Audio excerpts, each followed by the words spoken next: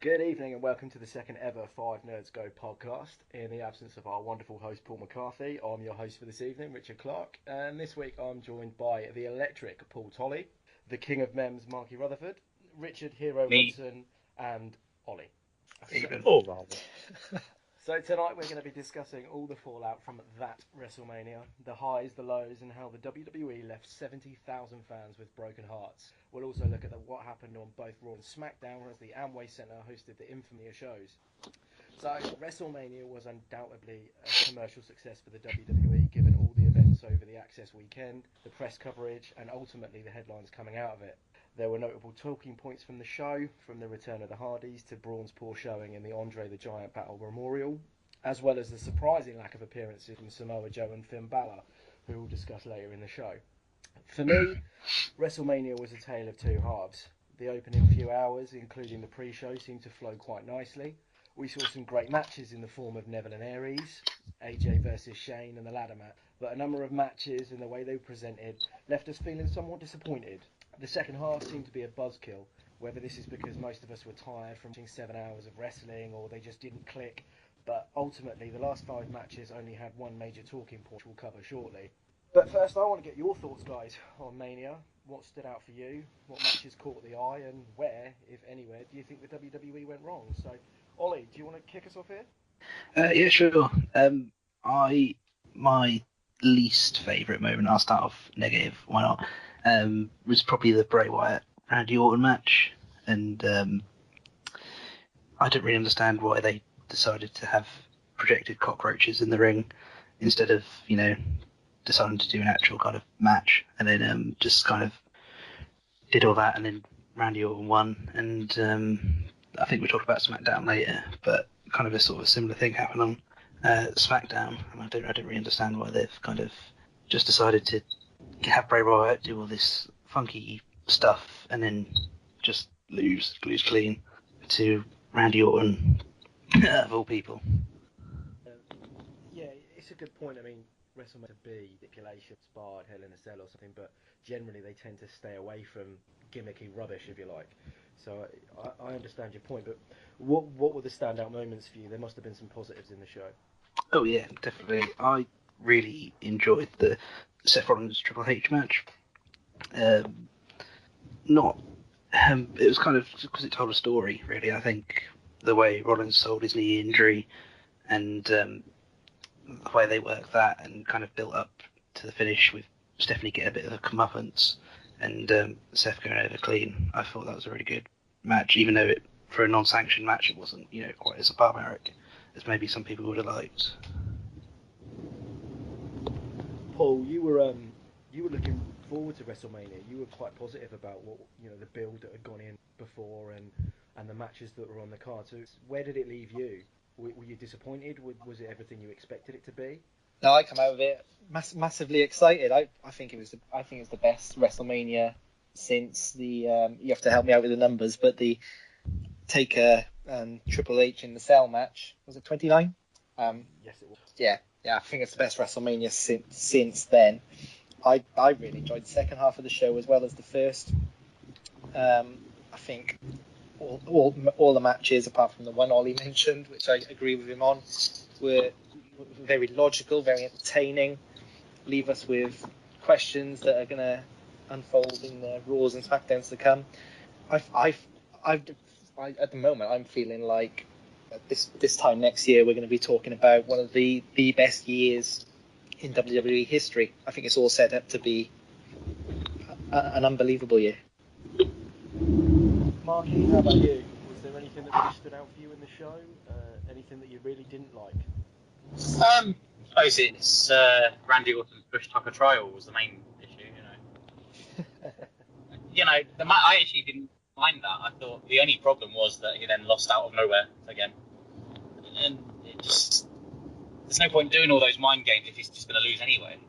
At least either have a good match and then lose clean, or play mind games and cheat and win. But to cheat and then still lose just makes it look stupid. Yeah, I mean, I think I've seen comments on V2, and I've seen a couple of them, was why didn't, a snake pit or something appear in the ring and give it the, guess what's coming sort of thing. But Rich, in and out of the product for years. You're obviously a massive indie mark. We should probably touch on the, Dean Ambrose and Baron Corbin.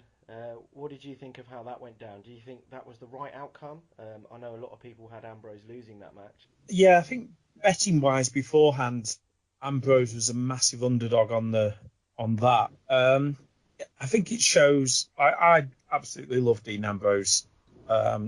This year, though, you take a year ago, he was having a WrestleMania match against Lesnar a year ago. Now he's on the undercard versus Baron Corbin. So it shows how much of a fall from grace he's had. And he just really needs to, just something happen with his image or just how he's presented. Something badly wrong at the moment with him. I think Stone Cold said on his podcast a few weeks ago that he just looks like he's going through the motions at the moment. And I'd agree with that. Perhaps like a Shield reunion at some point in the next year. Do you think a portion of that is somewhat attributed to the lackadaisical booking by the WWE, or do you think John himself is actually struggling with the character and lacking a bit of direction? Because there was a time, you go back to Money in the Bank with Seth Rollins, that the guy was hugely over, and where people were talking about him being a bigger face than Roman Reigns. Do you think that's part of the issue, that there isn't really a feud that he can get into because his character doesn't fit? Yeah, I think the move to SmackDown didn't help him compared to the other two ex-Shield members. He just feels like he's playing safe a lot at the moment. There's just no edginess to him at all. You've had him in feuds with the likes of AJ Styles and Cena in the last year, and nothing's really worked for him. Who would you put him with? Yeah, Paul, what do you think they can do with him? Because obviously you're saying that you're really excited for how the WWE moves on from here, but obviously Dean Ambrose's situation does pose a problem because he is an incredibly gifted wrestler, but he's in a point where going back to Money in the Bank when he was probably the biggest out of the three members of the Shield, and he's now lagging way behind. Where do you see him go from here? I think he has to take a bit of responsibility for his own future. In that match at WrestleMania against Corbin, it looked incredibly lazy. It looked like he wasn't bothered with the match. To me, I think when you take the Miz as the prime example. Sometimes you've just got to make the best of what you've got, and if he's not willing to do that, then he might not get thrown a life belt to get himself up the card. With Nakamura, obviously, we'll talk about that later, I'm sure. Joining SmackDown, I could see that as a good fit for him going forward. But yeah, he has to raise his game from that showing at WrestleMania. Great. One of the big things going into WrestleMania was the talk of returns and potential debutants, people returning from injury, etc. And the big talking point, or one of the big talking points coming out of WrestleMania, was the return of everyone's favourite tag team, certainly mine. Marky, where do you stand on the return of the Hardy Boys, and was it something that really got you invested in the show? Well, see, when New Day came out and said that there's a fourth team in the match, and I think we all knew where it was going, I'm a bit disappointed because the whole storyline was, the whole ladder match, it was set up for Enzo and Kath to get their big moment. This is the way I saw it. And then it's like they're just throwing that away on the back burner to facilitate the Hardys coming back. And I think that's half the problem that WWE have, is they're just more worried about bringing back people rather than making new stars. That's a fair point. Ollie, what did you think about it? I probably disagree a bit with Marky, actually, in that I'm not a huge Enzo and Cass fan. I find them they've kind of got a bit stale for me. So I thought the Hardys coming back has almost kind of really revitalised that Raw tag team division. Obviously, it was a great moment and a great pop for the crowd, probably the biggest one of the night. And I thought they did some good spots in the match. They probably weren't involved too much because they obviously wrestled the night before. But if they can get the rights to broken Matt, so he can kind of develop his character that way. I think that'll be really, really good for WWE going forward. I mean, to touch on the point that Marky's made with regards to Enzo and Cass, I mean, from a personal perspective, you referenced the New Day coming out. I didn't know where it was going. In fact, I was getting ready to throw stuff at the TV because I think if the New Day had entered that match, I'd have lost my shit because I'd have been really, really annoyed at the whole situation. So I did properly mark out when the Hardy Boys walked out. But obviously, we'll touch on it when we go around and talk about Raw. But there's obviously something there with Enzo and Cass that isn't working for people right now. Marky, do you think it's Enzo? Do you think he's the problem in this duo? I think, well, I don't think there is a problem with the duo. I think they're just every match they have is the same. Maybe that's the problem because it's always. I mean, it has to be because Cass is 7 foot tall and Enzo's not, so he's going to be beaten down and make the hot tag, and then Cass wins the match, and that's it. The fact that there's no other way to have a match with them might hold them back. At least with using Sheamus and Cesaro as an example, they can mix it up, they can swap the roles around, and it'll be believable. Do you think one of the criticisms has always been in recent years is the mess that has become the tag team divisions, and we saw the Dudleys return, and now we've got the Hardys, and they're in a division where the club have come in and they haven't really worked, and Cesaro and Sheamus were kind of just pushed together. Do you think it's indicative of that division that it says a lot when you have to bring the Hardy Boys in to kind of rejuvenate it? Paul, Rich, where do you stand on them keep bringing these old tag teams back? Do you think it's good or bad for business in the long run? I think you go, Rich. The team I'm surprised at is where they're at the moment is American Alphas over on SmackDown. To me, they just seemed primed to have had a push over on Raw if the Hardys were there. That would have been a great feud, I think, and hopefully it's one that with the shake-up or whatever it's called will happen. Well, they just seem a better balance of a tag feud. Paul, your thoughts? Yeah, I think bringing Matt and Jeff back is really good for the show, and I think if they made that decision to bring them back, they couldn't not make them champions. In my view, the reaction of the crowd said it all, both when they came out and their music hit, and when they actually won it. I don't think it harms the division at all. Enzo and Cass, Gallows, Anderson, Sheamus, Cesaro, they all still look good. It just makes for a more exciting division, and now you've got the Revival in too, for the makings of a really exciting division going forward. Ollie, do you think a lot of the buzz is because of the broken gimmick that they had in TNA? That's kind of put them in this position where it's generating interest in their return, or do you think that if that broken gimmick isn't allowed to work in the WWE universe, does that kind of spell the end for them? Is this just going to be a short-term run because eventually they'll just become the Hardy Boys of old and Jeff will get a push? I think I pretty much agree. I think, well, you can tell by the crowd doing the delete chant all the time, essentially for Matt. I think especially for Matt, I think Jeff could work by himself, kind of as he has done in the past as singles, high flyer, kind of face superstar. But I think if for the long term for Matt especially, I think he really needs that gimmick to come across on TNA because I think it was before his past WWE runs, like a decade ago now, he kind of just gets a bit kind of lost in the shuffle in the mid card, really. Yeah, I mean, out of the pair of them, he's never been someone you'd look at and think, Matt Hardy, WWE champion. I think ultimately from a booking perspective, if they can't get the broken gimmick in, there's only really so much you can do with them as a team that we haven't seen before. And I think that's part of the problem that we've had, going back to the Dudleys and talking about, teams and wrestlers of the past and getting spots on the card. Let's talk about, one of the big matches on the card, which was Brock versus Goldberg for the title. Paul, you were looking forward to this when we spoke last week. How did it go down for you? I thought it was an excellent match. Exactly what I hoped it would be.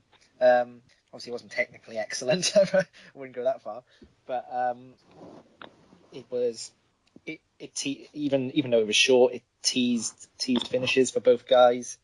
But ultimately it put Brock Lesnar back over as an absolute monster again, and the guy to beat on the card. Rich, where do you sit with it? I mean, it was never going to be a classic, was it? It was never going to be that, a Dave Meltzer 5 stars. It was always more likely to be a Bret Hart 4 out of 10. But were you impressed with the match they managed to put on, or did you have lingering Better than disappointment? what it was going to be, certainly. I was glad that Goldberg could at least last a few minutes in the match, and he was panting it a bit, but they paced it well. They let him have a bit of breather on the mat at times when it was needed. I still much would have preferred it if it had had a third person in there to just give Goldberg proper recuperation and go say 15 minutes with 3 of them in there. But certainly the right decision, gave Goldberg a send off, and hopefully they can build somebody up on Raw in the coming weeks to actually look a credible threat to Goldberg. Ollie, do you think it was the right decision to put Lesnar over? I mean, I know Goldberg's come out on Raw and on Raw Talk rather, and he seems to be walking away at least for the time being. Do you think they've done the right thing? Do you see him having a lengthy spell with the belt, or do you think he's just an interim champ whilst they build up, a Rollins or a Balor? I wouldn't be surprised if he held it until WrestleMania next year. To be honest, I think it was definitely the right choice. I don't think it could have gone down after Goldberg's kind of match against Owens at Fastlane, which seemed to go down like a lead balloon.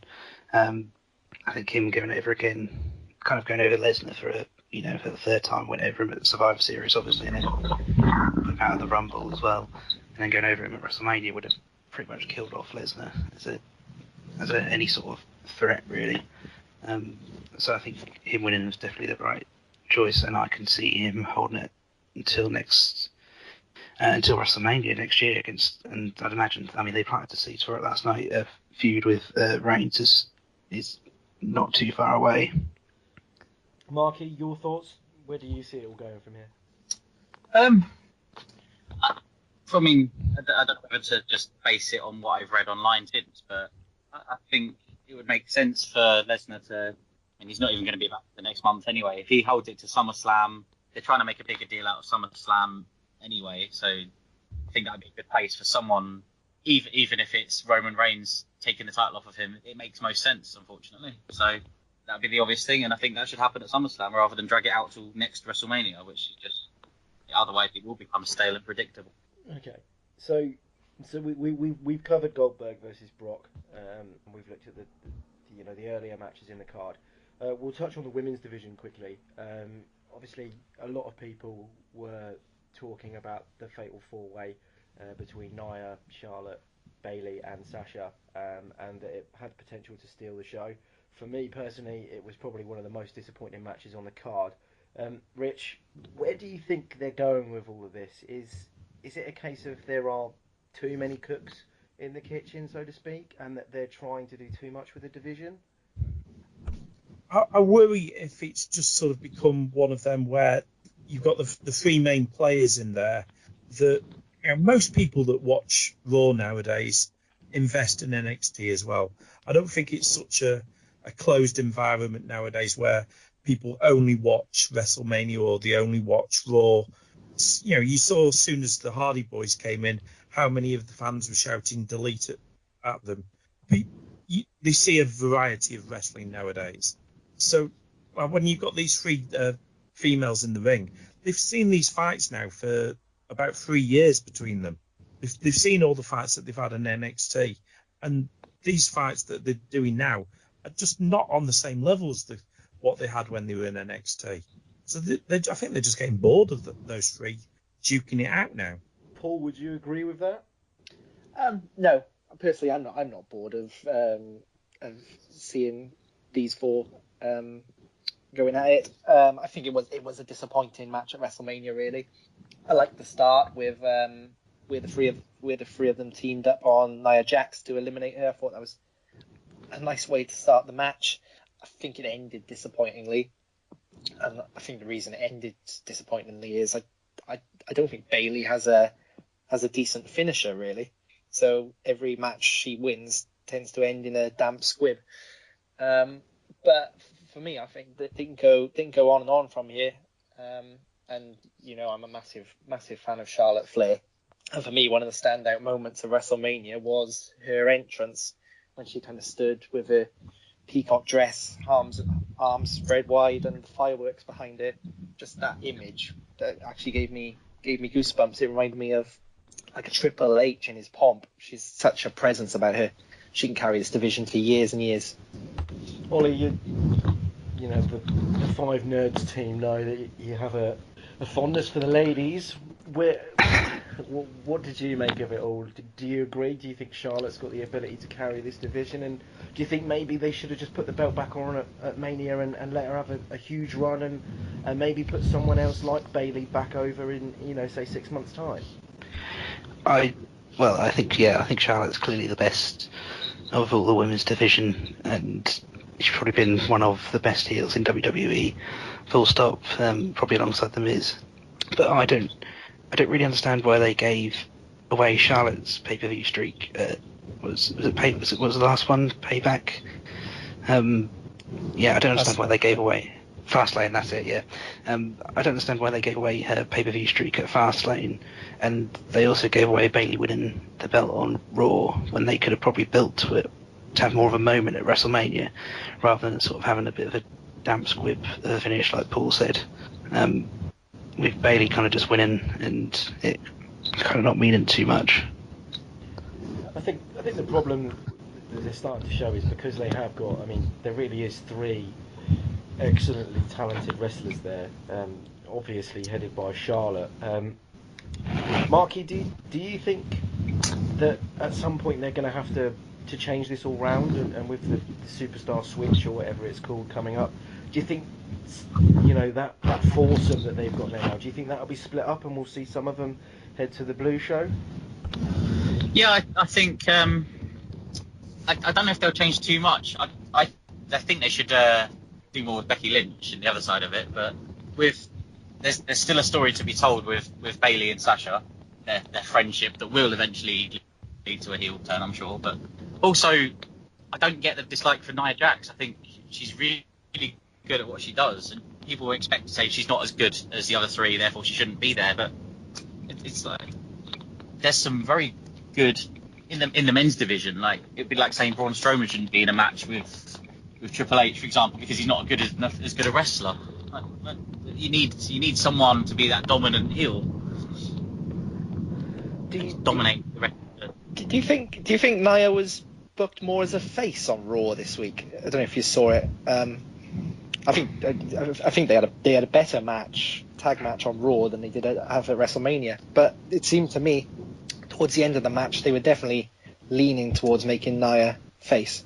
I think I was just about to touch on it because the issue you've got for me personally with the Nia situation is the fact that because of her size compared to a Sasha or a Bayley or an Emma, and even if you go and look at the SmackDown Live roster, you've got Alexa, you've got Becky Lynch. It's all about that believability that we talked about last week. And do I really believe that Bayley is going to be able to beat Nia up? No, I don't. And my question was going to be, do you think this could plant the seeds for a Charlotte face turn? Because out of the 4 of them, she is the one that you could genuinely believe would beat Nia. But touching on what Marky said there, Paul, do you think that that's what they're going to look at doing now, is to turn Nia face? Because that way there is a believable rivalry to build there between her and Charlotte, with Charlotte playing the ultimate heel. Yeah, I think that's where they're going, to enable them to move Charlotte away from the title for a little while. Place her in a program with Nia that I think would be a really good program, actually. But the feeling I got from Raw, and it was the first time I got that feeling, was that they'll turn Nia face. And then maybe to redress the kind of face-heel balance in that division, might see Alexa Bliss come over from SmackDown next week. Ollie, do you think Nia would be believable as a face, or do you think a part of it is just the post-Raw WrestleMania crowd, trying to cause anarchy like they so often do? I think you hit it bang on. I think it was more the crowd. I think definitely. I mean, not being horrible or anything, but her build puts her towards being a heel, really a dominant heel. Kind of a bit in the way that they were going to build. Was it Karma a few years ago before she went off and had a kid? I could kind of see them trying to do that with her. Yeah, I mean, Karma's a great point there, but again, when she returned, I think briefly after her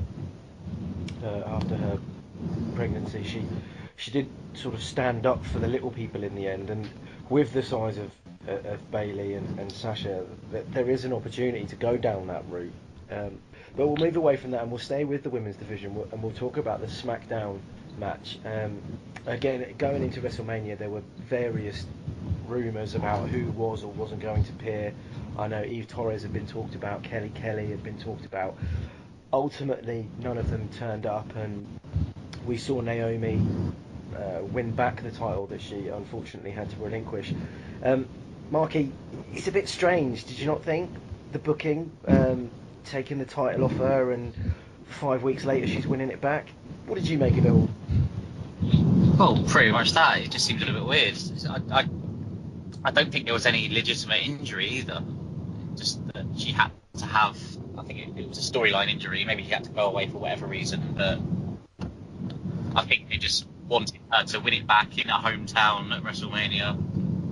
And I think that's all it was. They're not usually ones for pushing in hometowns, though, are they? Not normally.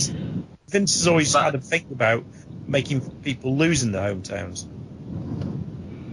I remember Jim Ross kissing someone's ass, like he did his hometown. Yeah. But yeah, I know what you mean. But Boomer Sooner and all that.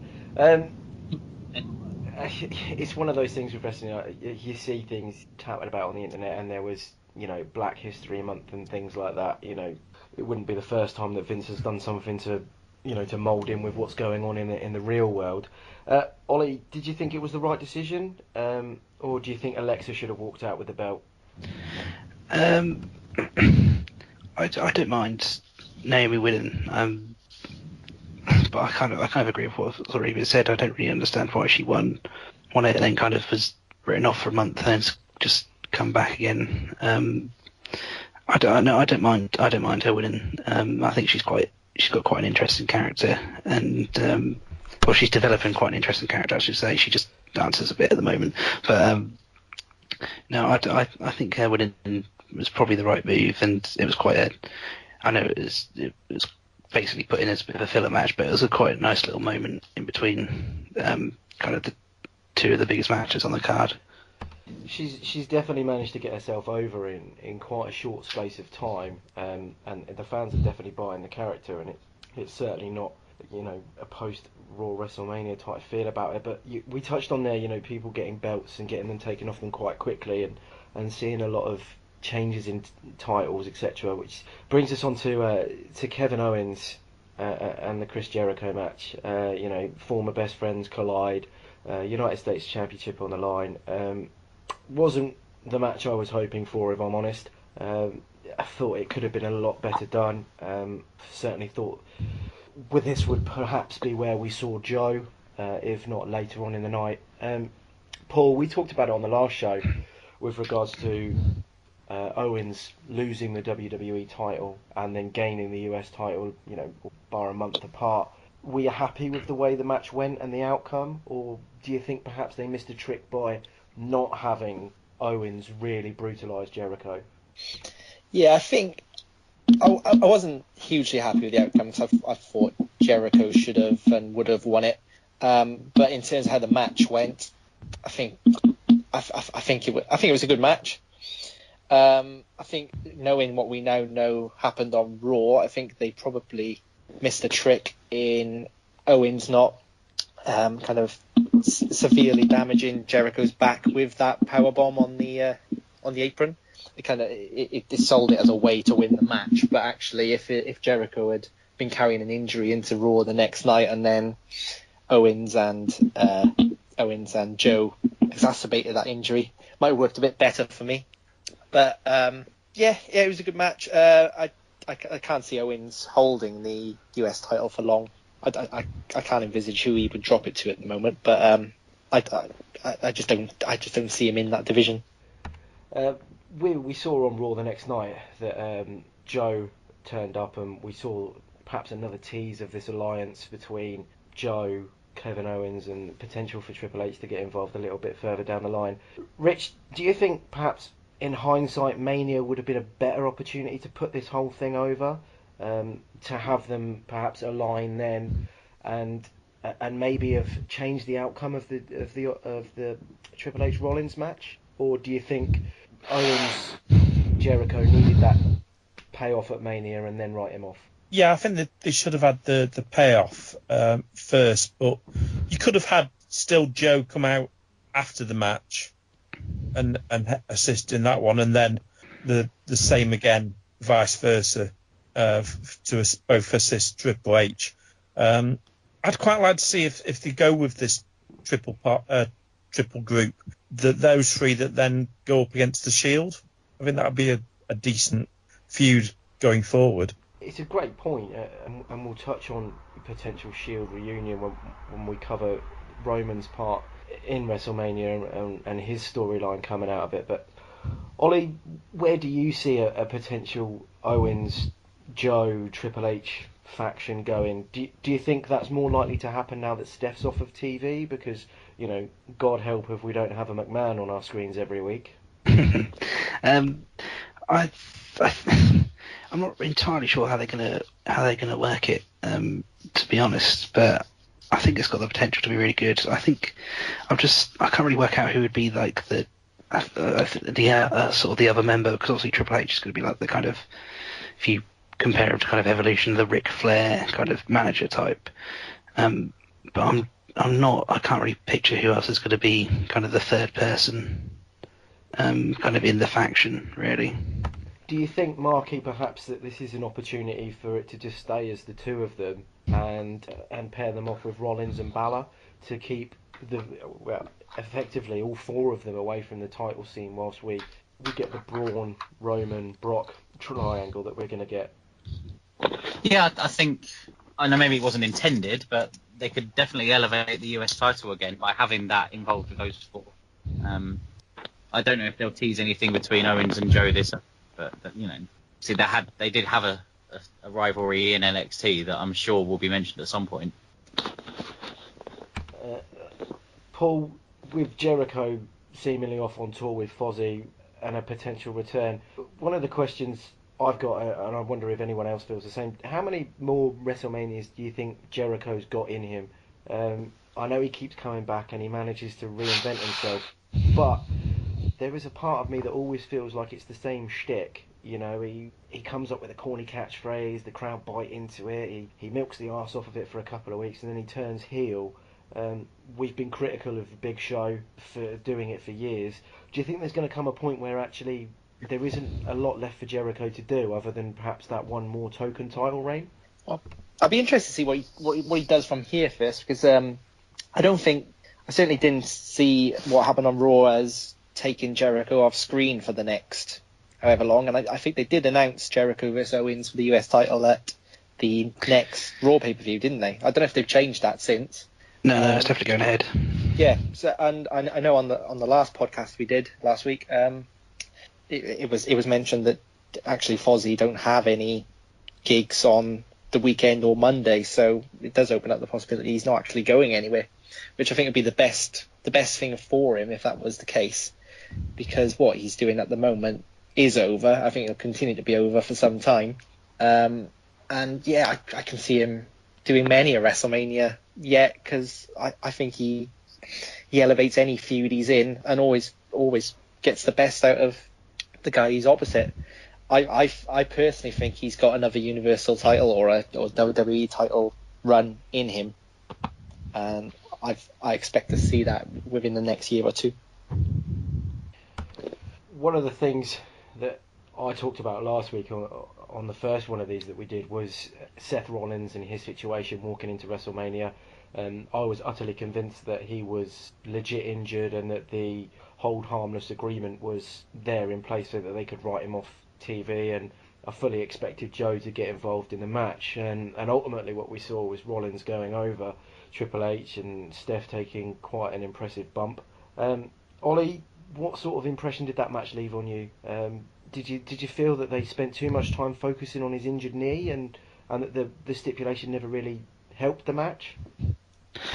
Well, I always think it's a bit hard in WWE to do kind of non-sanctioned matches anyway nowadays, because obviously there's only so much, no blood or whatever, just PG kind of thing that they can do. But I think if from that perspective it was a bit disappointing, but I quite enjoyed the sort of focusing on the knee kind of from a storytelling standpoint, and kind of Seth overcoming that would be a better way to say that, to win the match. I quite, like I said earlier, I quite enjoyed it, and I think he could be probably the top face, in my opinion. He could probably be the top face on Raw fairly easily, if he could just not get injured all the time.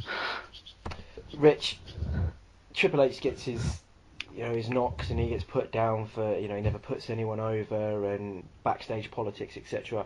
But coming out of WrestleMania, he now holds the record for the most losses at WrestleMania. Do you think maybe that goes some way to actually proving the fact that when it comes down to it, he will put over the talent if it's the right thing to do, and almost backing up his best for business shtick that he gives out?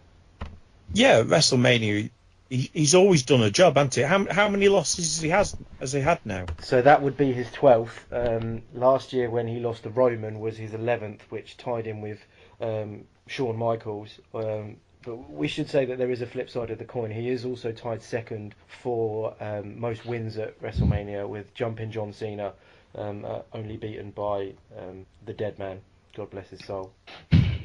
That just sort of shows his length of service, though, as well. That he always makes sure he's fit for the big event. I mean, that's 18 WrestleManias that he's appeared at, and he's got a win percentage of 33.3, which if you're a Scott Steiner fan, is massive, really. But he does get some, what I would say, unnecessary criticism when it comes to his record.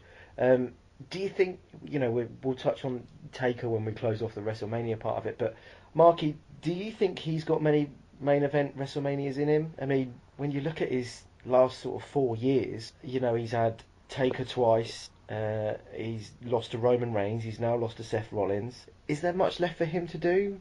Does he perhaps have one more match against The Rock, perhaps? Or maybe even, let's tease it, Kurt Angle's the GM of Raw, and Hunter is the COO. Do you think somewhere down the line we could see those two butt heads again?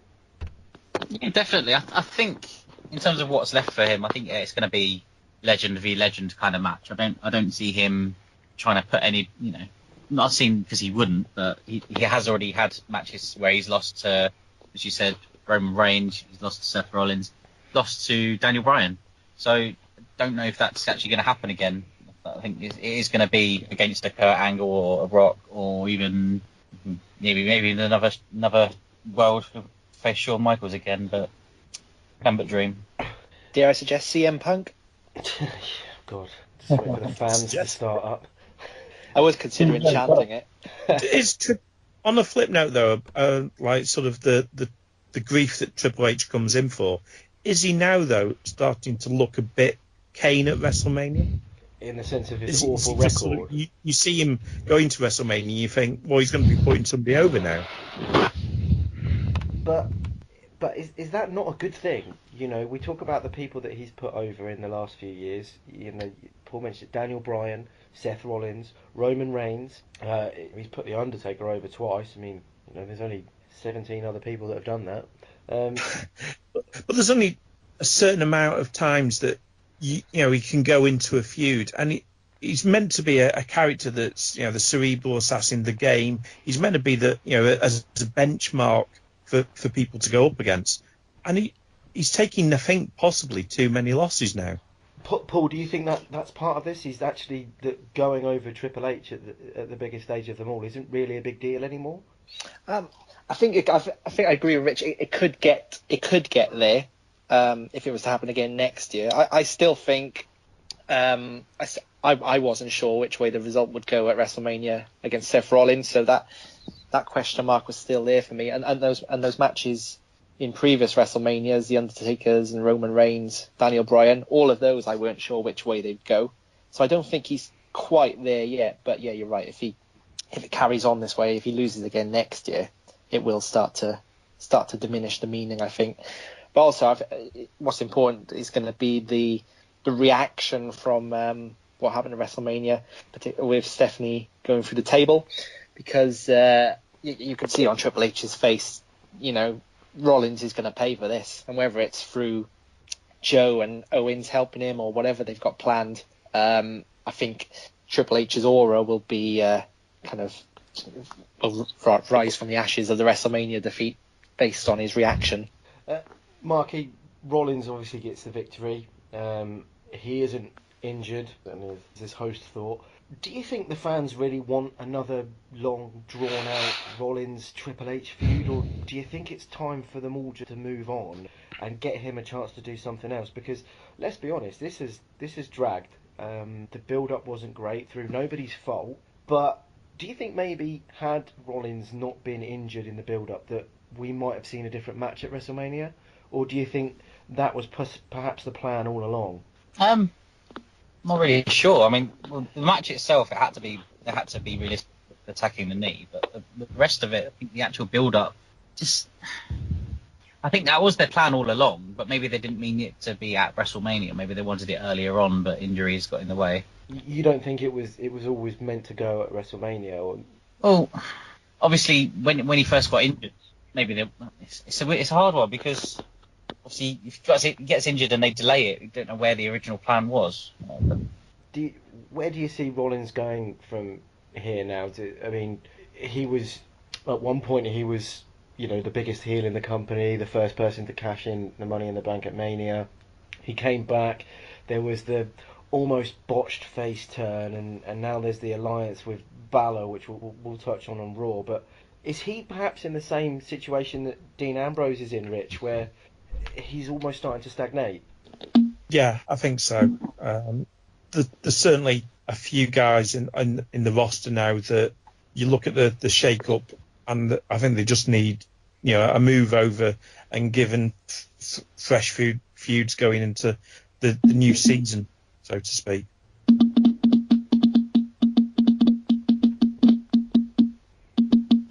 That was the halftime bongo interlude that I ordered. It just came a little bit early. I thought someone was tucking into Pringles. We'll touch a little bit more on Rollins and Balor and where this whole thing moves when we cover Raw. There's only really two more matches to look at WrestleMania, so we'll start with the quick one. Shane versus AJ. Let's just go around the table. We'll start with you, Ollie. What did you see from the match? I mean, it wasn't a classic, it was never going to be, but it had some good spots and the right outcome. It far exceeded any expectations I had of it. I thought it was really, obviously it's not a wrestling clinic, but I found it really entertaining. And I know some people were kind of like, seeing Shane as kind of AJ's equal in the ring shouldn't really happen. But I found it really entertaining. And the fact that Shane McMahon, who's like not even a wrestler, can do shooting star presses at 47, impresses and depresses me at the same time. As me at 21 can't do anything like that. But it far exceeded any expectations I had, and I found it really entertaining, actually. It was the match of the night for me. I agree with that. I have to admit, Rich, from all the matches that were on the card, it was my personal favourite. I mean, to watch a 40-something, Shane's must be late 40s, surely. To watch a 40-year-old man with literally no wrestling experience other than a few brutal encounters over the years, Kane, Angle, fought his dad, because that's what you do. But that shooting star press was something else. You've got Brock Lesnar, who was a trained athlete, nearly snapped his own neck doing it, and yet, Shane not only landed it, but also landed it in a way where he was never connecting with his opponent. Yeah. He's got a set of balls, hasn't he? Oh, absolutely. And for me, it was the perfect opener to the show.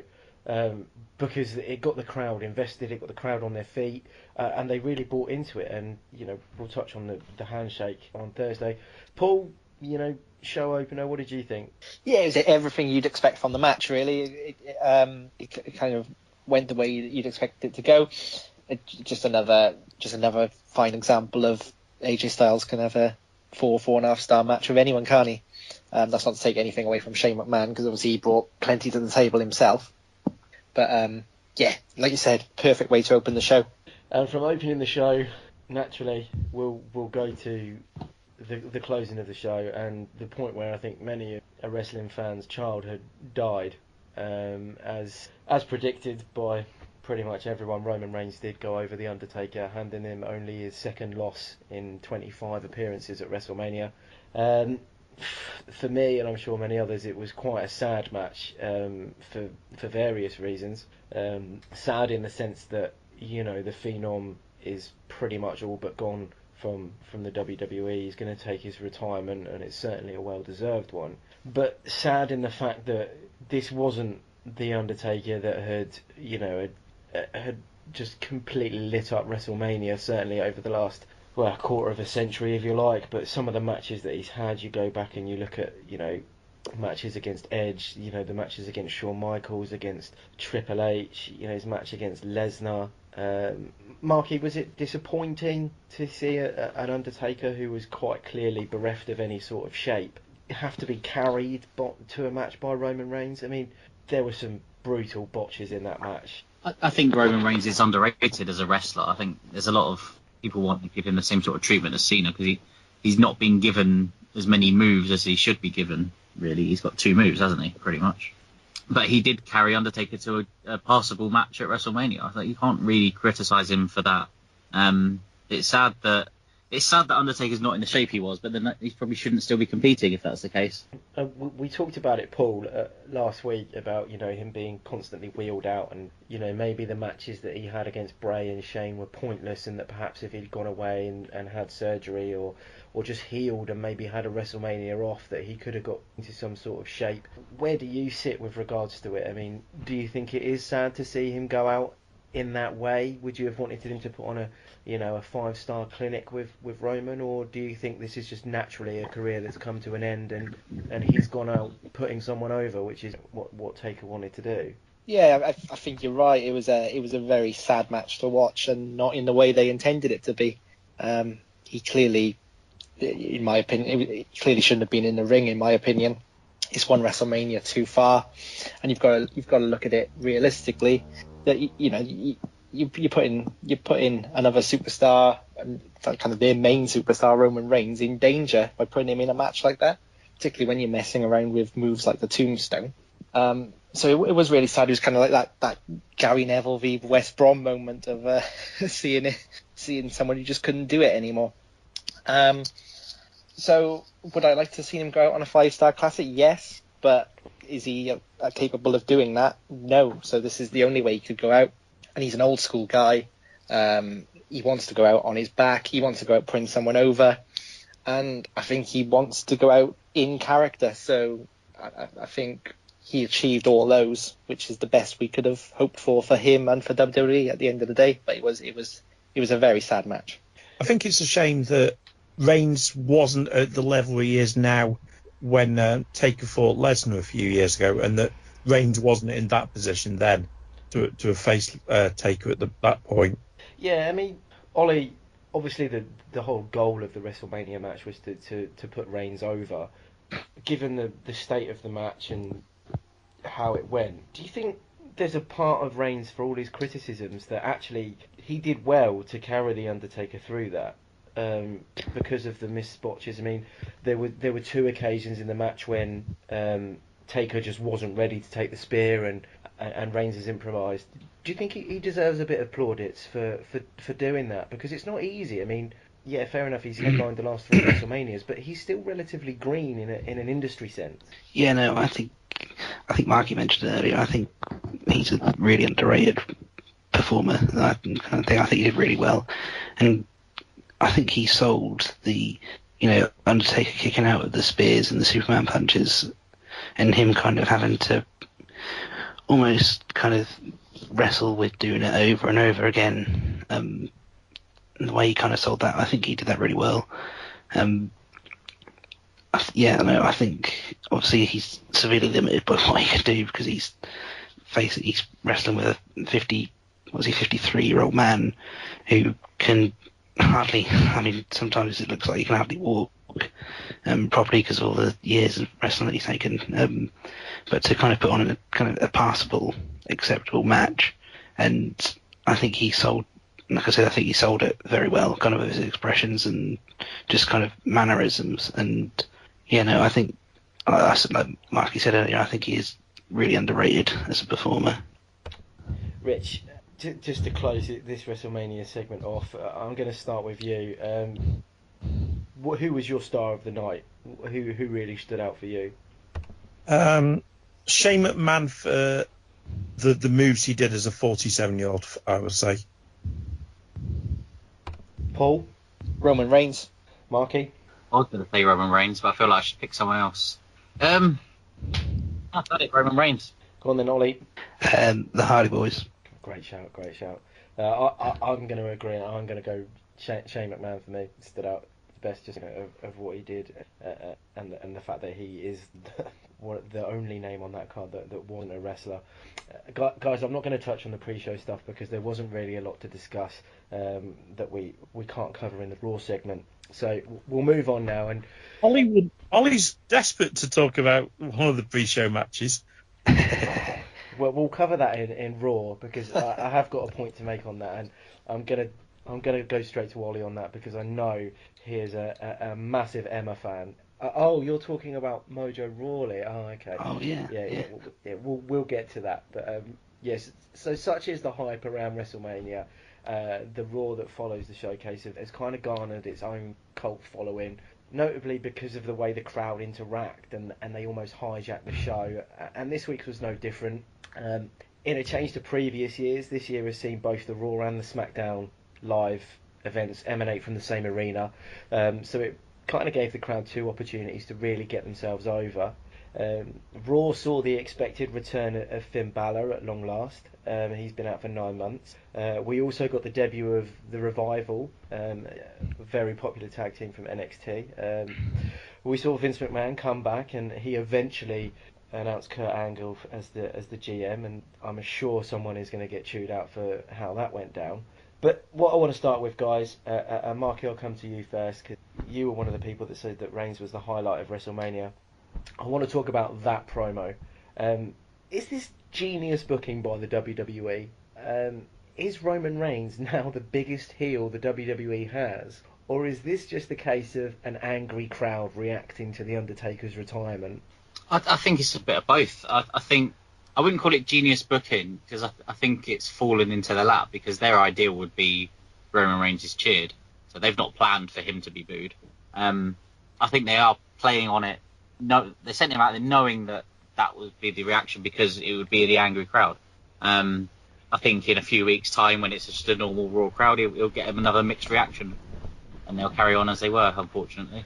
Paul, he stood there for 10 minutes. The opening segment was 15 minutes long, and it lasted 5 words. If you take out the crowd chants, which, let's face it, some of them were absolutely brilliant. I was a particular fan of the "fuck you Roman" chant, which went on for a good 2 minutes, and God bless the WWE, they could literally do nothing about it. But one of the things I really picked up on was the way that Reigns manipulated the crowd. There was the reference to having them in the palm of their hand, the raising of the mic to the mouth and then putting it back down. Some of it was quite Jericho-esque, We go back a few years when he returned and he never said a word. Almost like he's trolling the fans.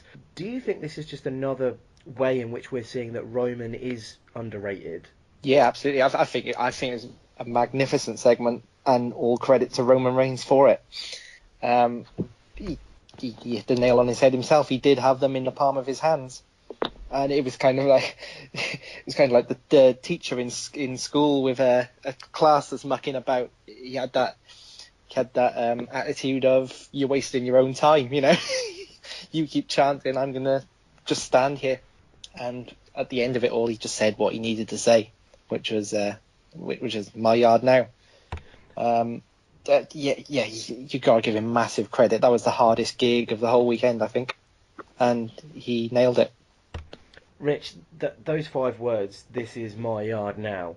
I mean, that's a massive statement to make on a roster that contains, you know, some powerhouses, you know, Brock Lesnar, Braun Strowman, Samoa Joe. We often talk about issues with the WWE and the way that they book things.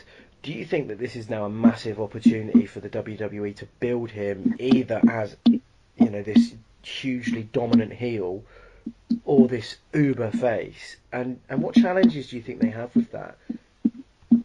I think it was very played out. Like to go over Undertaker in his final match, and it looks very much like it's the final match now. He's having hip surgery, like full replacement hip surgery, so he's not going to be wrestling again. He's got to be now onto another level. You know, the reports that are coming out of WrestleMania, he made the BBC, I think it's like 3rd on the most trending list on the BBC website from it. So he's a big star now, and I think they could really go forward with him now for the next 10 years as the main deal. Ollie, do you agree? Do you think this is a major turning point in his career, and this is where he's going to go on and become that star that Vince and many others behind the scenes want him to become? And I suppose more importantly, do you think he now has all the tools to actually succeed? Yeah, no, definitely. I think, to be honest, I think he's always had all the tools to succeed. I think it's just the way they've booked him. Kind of, as Marky said, you know, they wanted him to be cheered all the time, to kind of be this, you know, super kind of next John Cena type thing. So I know, I think Roman's got all the ability to go as far as WWE kind of book him to go, so to speak. I think he's a great wrestler, and he's really good at playing up to the crowd, no matter how that is. I think he can kind of go as far as kind of they allow him to, if that makes sense. I think they've given up on him being the next John Cena, and they're going to make him the next Brock Lesnar. That's a good shout. In that he's just going to be a badass, and eventually against some opponents that's going to be massively over. Against other opponents, it's going to make him the all-out heel. But I think that's the route they're going to go down now. Anyone who can elicit a reaction like that he's getting is a superstar. So, you know, we talk about heels and we talk about faces, and this word superstar, you know, it drops itself in. Do you think there's a difference now? Do you think there is a difference between just being your average heel, your average face, or being a superstar, a Brock Lesnar, and now potentially a Roman Reigns, who literally, it doesn't matter what they do, as you say, depending on who they go up against, depends on whether they are loved or hated by the crowd. Rich? You still need the right opponents. Like you saw last year, like going back to Dean Ambrose, that he was on the cusp of becoming possibly the biggest face in the company, and due to both himself and the feuds that he went into, has just nosedived. So yeah, they still need to protect who he's going up against, but at the moment he is the hottest property in the industry. Paul, would you agree with that? Marky, your thoughts as well? Yeah, I'd agree with that. He's definitely the hottest property. It's going to be a massive year for him.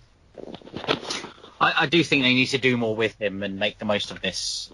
It really just depends how it goes with the next month or so. We saw on Raw that Brock Lesnar came to the ring and we had Paulie the Walrus come out. And I've seen a few comments online that people are starting to tire of this Paul Heyman repetitive, my client, this, that and the other, conquered this, conquered that. Because Reigns is now becoming this superstar, and we look forward to WrestleMania 34, and there's obviously a huge commercial opportunity there. The two men who are the only blemishes on The Undertaker's record coming face to face at the grandest stage of them all.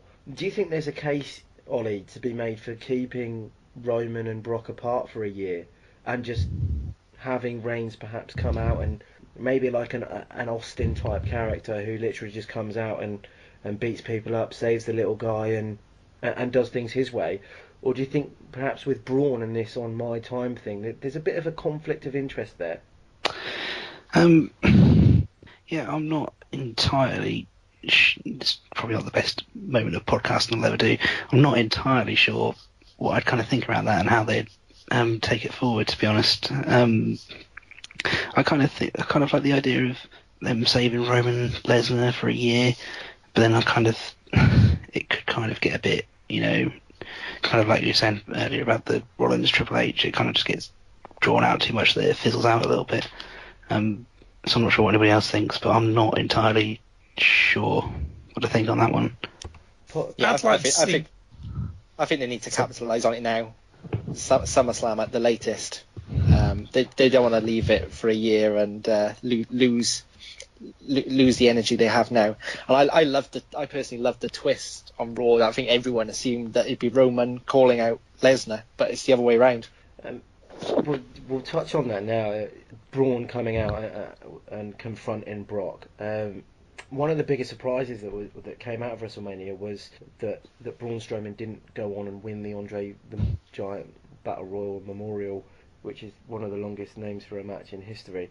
I'm struggling myself to see the logic in that, because of the way that he's kind of jobbed out a little bit to Roman Reigns. He's backed off from the Undertaker. He keeps walking away from feuds. He doesn't win the Andre the Giant Battle Memorial when he was probably the most dominant star in there. Does it make sense, Marky, to come out and confront Brock Lesnar when you've basically been jobbing for the last 6 weeks? See, when you're eliminated by 15 people in a battle royal, I don't know if it really is making you look that weak. I think he should have won the battle royal instead of Mojo. But then once he was gone, Sami Zayn would have been the obvious winner. And I don't really understand what they're doing with him, but I suppose that's another subject. With Braun, he's believable because he's obviously monstrous, but he's also he's getting better and better every match he has. So he's a believable threat, and I think he'll end up being someone that has the power to damage Lesnar, but ultimately be someone that Lesnar can defeat on his way to facing Reigns. Do you think that harms him as a character, Rich? No, I pretty much agree with Marky that they did. I think they protected him with how they put him out of the Andre the Giant Battle Royal Memorial Trophy, etc., etc. But then to go back into Raw and think, right, how are we going to repair him? Let's put him up against the alpha male. Let's try and show that he has the balls to go up against the top dog still. Going back though, in regards to Reigns and Lesnar, I wonder if at something like SummerSlam you see Heyman switch sides. Do you think he needs a mouthpiece, or do you think someone who might recently have joined the Smackdown roster could probably use a mouthpiece? Would be better served having Heyman by his side? Yeah, Ty Dillinger's a rubbish talker. It's just the whole thing of people perhaps getting a bit bored of the Heyman stick with Lesnar. Could see him go towards the new emerging sort of dominant force. But haven't they already done that with CM Punk? Yeah. Isn't people have? How long is people's memory in WWE? I still talk about WrestleMania 7. I don't know about you. The fans clearly don't remember CM Punk anymore. Who? Yeah, who's funny looking dude, Pepsi tattoo, got smashed in UFC. He's only got half his ear left. That's Mick Foley. We will touch on Ollie's favourite wrestler for some reason, and Ollie, you're going to have to explain this to us. Andre the Giant Battle Memorial winner, Mojo Rawley. What is it with him? What do you see in him as a character, and is he just going to be a joke winner because they wanted Gronkowski on television? So he's probably not my favourite character, I should say, but Gronkowski is easily probably my favourite sportsman from my NFL allegiances, so to speak. So that's kind of why I was so hyped for that moment, so to speak. I kind of think, I think he's just going to be kind of a joke type winner. To be honest, I think it was more kind of to get an American, a high profile American sports star a moment in WrestleMania, as they do, and because he's aligned himself with Mojo and they've done stuff on, social media before and stuff. But I can't see them going anywhere with Mojo, mainly because he's, a bit shit in the ring. Oh, sorry. Do you think that the pair of them could have a doubles match at some point in the future, like SummerSlam? Oh yeah, they're definitely Gronkowski. Yeah, he's definitely he's made for wrestling. People probably don't know too much about him, but essentially he plays. He's great American footballer player. He's as brutal as Jack Wilshere, and then he just parties 24/7 throughout the off season. So definitely down the line, when he's retired from playing American football, he'll definitely be involved in WWE some way. But I can't see that being. It won't be SummerSlam because that's right in the middle of NFL training camp, and I don't think his team would particularly appreciate him going off and doing some wrestling at that point. For those of us completely ignorant to NFL, how big a star is he? Like, if you had to equate him to a footballer. If you go back to WrestleMania's gone by, he is the Lawrence Taylor of our generation. Wow. Yeah, he's. I mean, he's sort of one of the main kind of brands of people, sort of like equivalent to football, kind of Ronaldo type. He's built this kind of brand up. So every off season, he has the kind of summer of Gronk, where he's pictured pretty much every other Friday night in some sort of strip club doing some ridiculous dance or something, or sleeping with porn stars and stuff like that. So he's it's like that really. Poor bloke. He is rather a hero of mine. Okay, so I think we're all agreed that it is a bit of a joke booking, and I do think it's a shame really, because that Battle Memorial, I don't even want to call it now, the over the top rope Andre the Giant Jobber's Fest. It's had a few high profile winners, but yeah, I think this is probably just a prelude to the return of Long Island IC. Going on their returns, debuts, etc. The revival debuted last night to a huge pop, and we touched on the tag div. We saw Sheamus and Cesaro coming up over Enzo and Cass to make themselves the #1 contenders, and now we've got the revival who picked up what could be considered a huge win against the New Day. Paul, rather, you're obviously new to the whole Next industry. Have you got a bit of buzz around this? I wouldn't say I'm new. I've got to be honest with you. I've never really invested in Next, so I don't know a lot about the revival. So, can I pass to Rich? Yeah, sure. Rich? Yeah, the revival, they don't look like they should be an amazing tag team. They are absolutely fantastic. My one shame is that they're not going to be on the same show as American Alpha. They just have got such chemistry in the ring. I don't sort of remember a tag team with as good chemistry in the ring as heels since perhaps sort of early Edge Christian. They're that good. So despite the rapturous reception they've got, we're obviously looking at them eventually going to go heel. And we saw Matt and Jeff make their Raw return, and they won their rematch against the Club. Do we expect the Club to perhaps align with moving over AJ Styles? Because if we're honest, the Club hasn't really worked in the WWE universe. Marky, do you think that Gallows and Anderson have suffered because they never had that alliance with AJ when they first came in? When they first came in, they did, didn't they? And then AJ moved to Smackdown, and it separated them a bit. But it was very brief, wasn't it? Yeah. Almost like it has harmed them in the long run.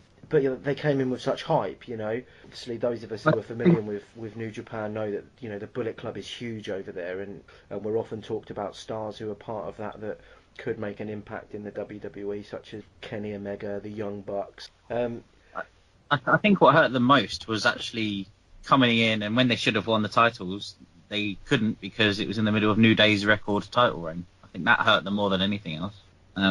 Had they won the titles when they were on top, who knows where they would have gone. They had to wait for New Day to have a run, have their record run, before they could actually start doing anything. And now they've just had a short reign, and now they're feuding with the Hardys. Given this the Revival style, I mean, it's quite breakneck, it's quite brash and brutal. I mean, it's incredibly entertaining. They're massively over.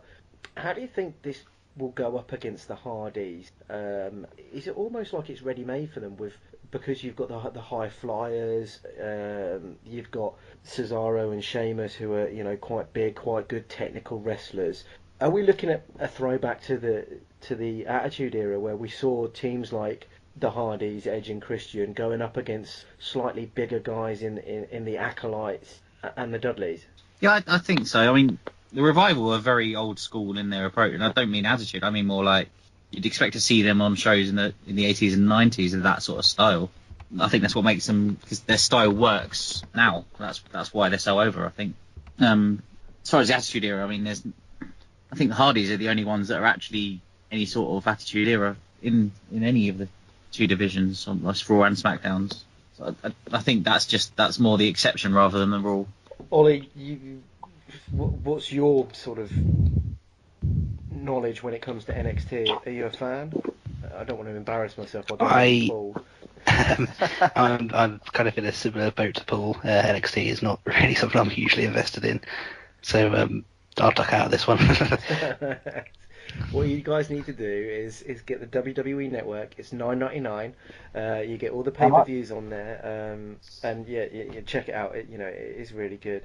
And it's only time that prevents me. That's all it is. What I do watch of it, I like, but it's usually just the main event stuff. Nakamura and Joe and all those. That's usually all I get a chance to watch.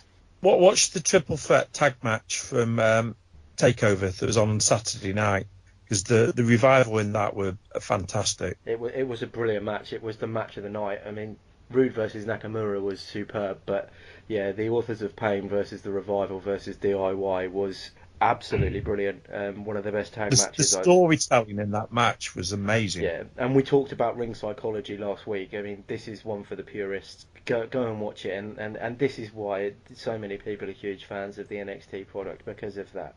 And talking of NXT and people coming back, we had a couple of references to NXT. We saw the main event was for NXT alumni and graduates going head to head, but one thing we finally did get was the return of Emma after 4 years, as she finally made her return to the Raw roster, not as Emelina, whatever that was all about, but as straightforward Emma, and she did a hell of a job.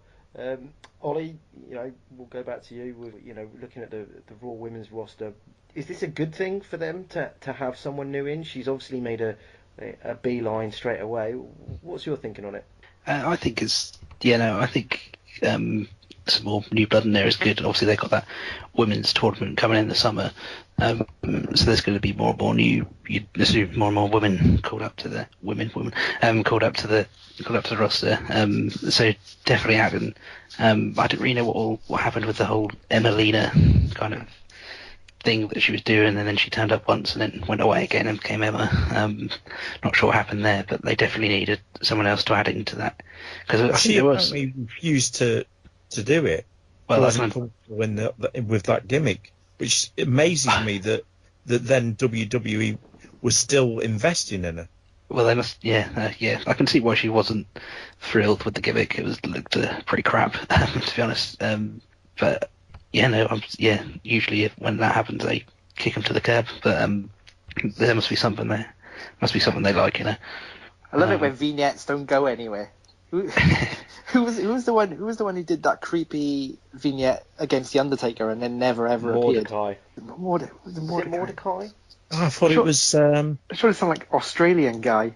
Oh, was it Nathan Hughes? Nathan Jones. Nathan Jones didn't come in as a heel. Nathan Jones was this massive man mountain that they found, who was incredibly green in the ring. And if you go back to WrestleMania 17, 18 when he faced A-Train and the Big Show. Oh yeah. He was supposed to be part of that match, but in the rehearsals in the week up to this, and I can't take credit for this. I got this from what culture. Basically, they did the rehearsals and they just all agreed that he was far too green to put in the ring. And so if you watch the A-Train match, he makes an appearance at the end and literally just kicks two people and that's it, match over and done with. Going back to creepy vignettes, I always remember. Rich, do you remember Kizani? Yes. Who ended up marrying Stacey Carter? Cat. Yeah. Jerry Lawler's ex. Yep. Who's now a real estate agent. Yes. So yeah, and he was released. He was good friends with someone, wasn't he? He was good Edge and Christian. Yeah, it might be Edge. Yeah, he was close to them, but he was this freaky carny bloke who talked in riddles, and he came to the roster. He had one match and then he got released. I've just had to Google. I think the one you were thinking about before was the guy that Bray Wyatt was based on. I've just Googled the person who did a vignette against the Undertaker. It was Haid Vanson. Oh yeah. Oh yes. Haid Vanson. Yeah, that was awful. He should have ended the Undertaker's career. That would have been a great callback. Or Heidenreich. Oh yeah, with his poetry. One of the few people who has got a clean win over the Undertaker, as does Vladimir Kozlov. A bit of a rubbish knowledge for you there. So we'll all agree that Emma's return is a good thing for the roster, and it's just a bow to the women's division. So staying with the I think Oscar will be coming up soon. Asuka, depending on how you want to pronounce it, Asuka. I'm not convinced personally. I don't know what Rich and Ollie think. I personally thought that going into NXT TakeOver, and yes, Ollie, I said NXT, not next. I thought she was going to lose to Ember Moon, and that would be her catalyst at the main roster. I think we're probably now more than likely going to see a bit of a switch up with the women's wrestling, and then perhaps she'll drop the belt at the next NXT event, and then she'll come up. Because I do think it is a bit heavy at the moment for someone with her clout to come to the roster. Because she's not far off now breaking the Goldberg streak. Which is 3,426 matches unbeaten, isn't it? I think it's 183. It depends. I think she's. It depends. I think she's something like 15 off, but obviously it includes like house shows. Yeah. See, if you listen to Dave Meltzer, Goldberg's is highly exaggerated from what I'm led to believe. He wasn't that. Obviously, his streak is impressive, but it wasn't as big as people make out. Obviously. Some of those matches in North Korea. Yes, wasn't that with Dennis Rodman? No, didn't Randy Savage go as well? Was there actually an event in North Korea? I was just being flippant. No, it's legit. There was a group of wrestlers went over there. I'm sure Flair was one of them, and I'm sure Randy Savage is one. Yeah, they basically turned up and they got practically arrested. They had to stay with minders, and yeah, apparently it was absolutely horrendous. But I bet no WrestleMania attendance record's ever beaten that one. Oh no, WrestleMania 3.5 in North Korea set every single box office record there's ever been. It was won by Kim Jong-il. All of the matches were won by Kim Jong-il. And somehow this 5NerdsGo podcast has resorted to talking about North Korea. So we'll get back to it. Goldberg's is meant to be 173. 173 matches. And at the moment, she's on 160. I've read a stat, Rich, and you might know this, but Goldberg's loss to Lesnar is reportedly the first time he's ever lost clean. I don't think that's the case. I'm sure he lost to DDP. Was there not interference from the NWO? I don't know. What one to check for the next show? I read it somewhere and I was quite intrigued because I thought that can't be right. But when I think back over his WWE history, I know he got screwed by Triple H a couple of times and by Jericho. So bit of homework for whoever's on the next one. Is that Goldberg's first ever clean loss at a wrestling show? But we'll stick with the theme of NXT, people, and the long-awaited return of everyone's favourite Irishman, Finn Balor. I've been waiting for this for a long time. I'm a huge Finn Balor fan. I think he's got absolutely everything. I wanted to see him at WrestleMania, but unfortunately that wasn't the case. Guys, what did you think? Is it the right time for him to come back? And did you mark out? Were you impressed? What did you think about it all? Silence is golden from everyone there. Literally, no Finn Balor fans in the house.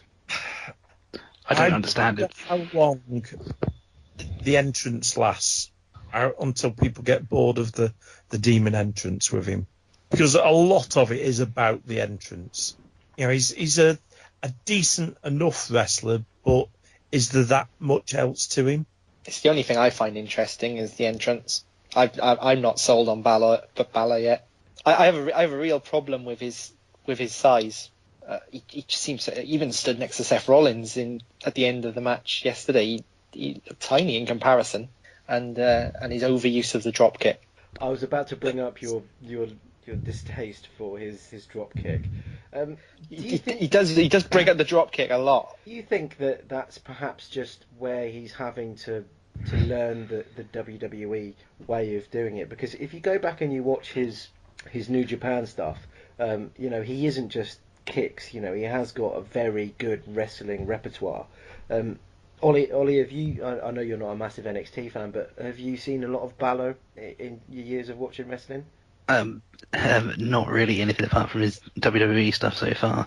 I'm kind of a bit the same as other people. I can't like the character and the entrance and everything, but I don't think I've seen the best of him wrestling yet, so to speak. Do you think it's somewhat unfair to criticise him because he's really only been on the main roster for 5 weeks and then had 9 months out? Is it? Yeah, he got absolutely shafted by that injury, didn't he? Because clearly they were. Well, I mean, he came up, beat Roman Reigns clean, beat Seth Rollins clean, won the title at SummerSlam. So clearly they had something big and planned in store for him, and then the injury just completely derailed that. So it's kind of like, for me as somebody who's not really seen him that much, it's kind of like waiting to see what's going to happen now. But yeah, he got shafted by that injury, really. Talking about the injury, obviously that injury came at the hands of the man that turned out to be his partner against Kevin Owens and Joe in Seth Rollins. Do you think this is another occasion where the WWE seem to forget that people have memories and they remember certain things? And no, they definitely teased it at the end. I think Balor and Rollins definitely. There was a moment where you weren't sure if Balor was going to take him out or not, and then Rollins raised his hand. I think they definitely teased it. I find Balor to be a bit of a less interesting Jeff Hardy. You mean he needs to take more drugs and write his own songs? It's just as when Jeff Hardy went through the solo run in WWE, and he started getting into all the doing a bit of the crazy face paint shit, and he was like the charismatic enigma. He sort of comes across a bit like that, but even less interesting on the mic. Do you think perhaps they brought the demon out far too early? I think it's sort of become a bit like in WWE where it's at the Hell in the Cell match, and it's like, oh, it's a pay-per-view, out comes the demon, and it's like, well, we just know it when it's a pay-per-view, the demon comes out, and they didn't even just use it in the pay-per-view, did they, with his first appearance as it? No, and that's what I mean, because it's a very unique aspect to his character. It's quite a showpiece, and he's obviously quite the showman. But he'd only been on the roster 5 weeks, and he's already brought this demon character out a couple of times, and I do kind of understand what you're saying when it's difficult to buy into the character because you haven't seen an awful lot of him. But I do kind of think that actually, had they just buried the demon character for a while and not brought it out, that I think Ollie referenced, in putting up against a Brock Lesnar or someone like that and seeing the size difference, that if he had that demon character to revert to as somebody who had no fear, could take on the beast, that actually perhaps the fans, people like yourself, Paul, would perhaps be more invested in the character. Yeah, I agree with that. It's certainly something that if it is going to be believable that he goes up against Brock Lesnar or Roman Reigns, then it's vitally important. It's in his arsenal that demon thing exists. And I guess from WWE's point of view, they just wanted to get that understanding out as soon as possible. Perhaps for people like me who don't watch NXT, they wanted people to know that Finn has this part of his character that he can tap into. Probably was too early, to be honest, but I don't know when is the right time to do that.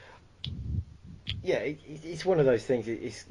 There's very few characters that have had that alternative side to them. So, but I think it was perhaps something that people would have been like, oh my god, wow, this is completely different. And because he's done it quite early, it's kind of lost its aura already, perhaps. And when we see it again, as I'm sure we will over the next few months, it's not going to have the massive effect as it had.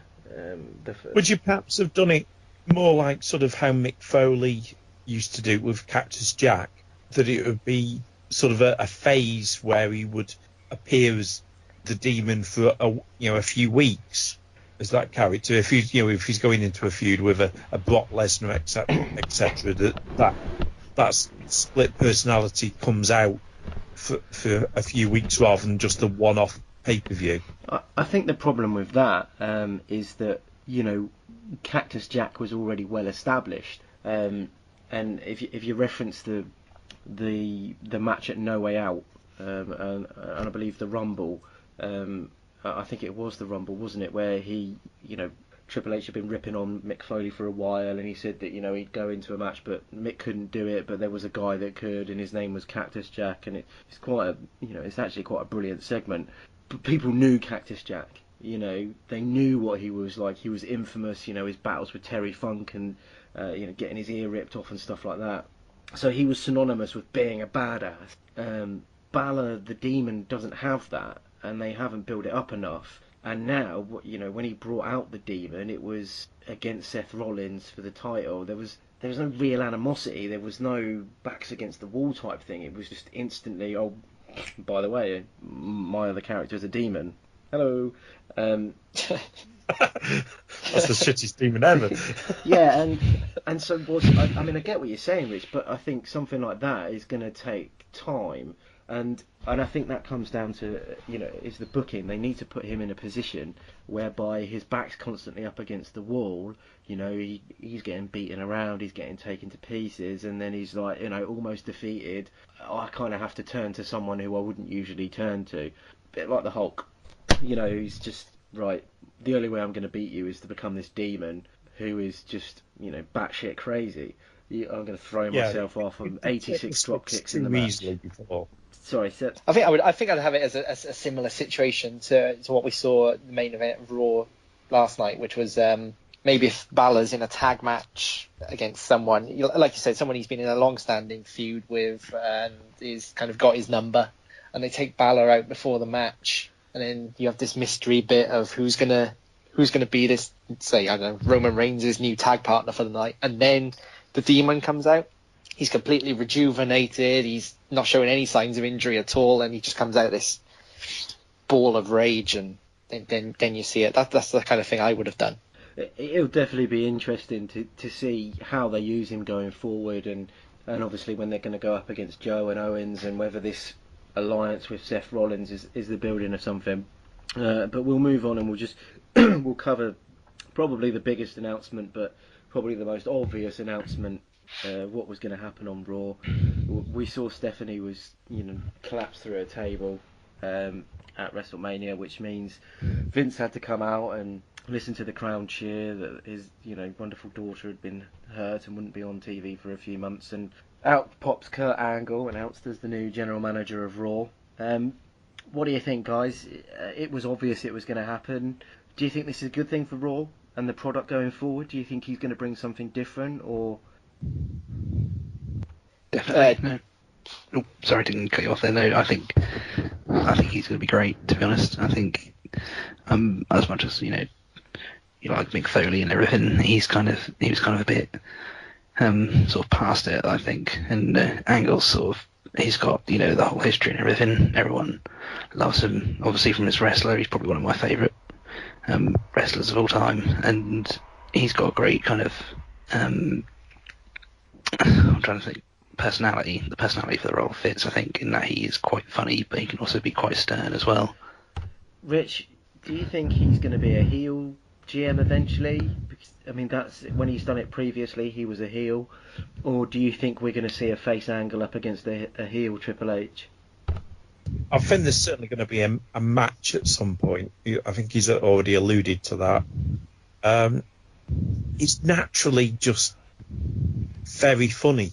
Already he was making a couple of quips on there, and so I think he has to stay a face for a certain amount of time, and then how do you turn him heel in the long term? Obviously, he's got history back in the day with Lesnar and Heyman. Will they touch upon that at some point? Paul, I think you'll probably find there's quite a few people that are on the fence with regards to a Kurt Angle return to the ring. Where do you sit with it? Would you be happy to see Kurt Angle get back in the ring, or do you think the ship sailed, too much baggage? I know he's done a lot of wrestling on the indie scene recently, but I haven't seen any of those matches. I have no idea what kind of shape he's in. But if he's in ring shape, then I see no problem with him competing again. But in terms of his GM role, I completely agree with Rich. The major benefit is he's just genuinely funny, and there's a lack of genuinely funny people in the WWE. A lot of the humour is just forced. I think they've got Kurt. In my opinion, you've got Jericho and Gallows and Anderson, and they're probably the only genuinely funny people I can think of on the card. So it's much needed in that respect. But yeah, in-ring return, it's okay with me if he can do it. I'm wondering if they're going to kind of rekindle that whole Stephanie, Triple H, Kurt comedy love angle kind of thing. That might be something they're looking to reignite. It definitely offers numerous possibilities going forward.